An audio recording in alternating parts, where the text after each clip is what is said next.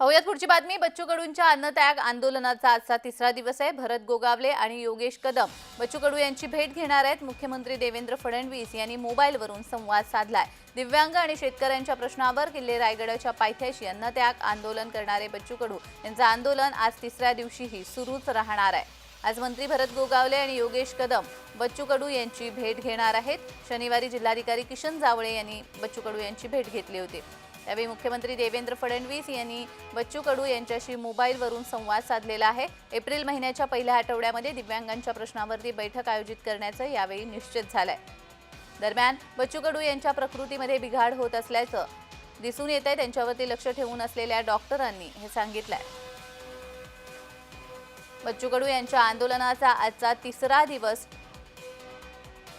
या संदर्भात अधिक माहिती देण्यासाठी आमचे प्रतिनिधी अजयेश नाडकर हे आपल्यासोबत जोडले गेलेले आहेत। अजयेश, आजचा तिसरा दिवस आहे आंदोलनाचा। बच्चू कडू यांची प्रकृती सध्या कशी आहे आणि आज भरत गोगावले हे देखील भेटीसाठी येणार आहेत, त्या संदर्भात अधिक माहिती।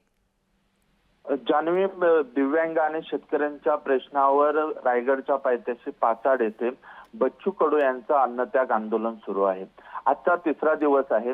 काल त्यांची भेट जिल्हाधिकारी किसन जावळे, रायगडचे अधीक्षक सोमनाथ घारगे यांनी घेतली आणि त्यांच्या बातचीतीनंतर थेट स्वतः मुख्यमंत्री देवेंद्र फडणवीस यांनी त्यांच्याशी संवाद साधला।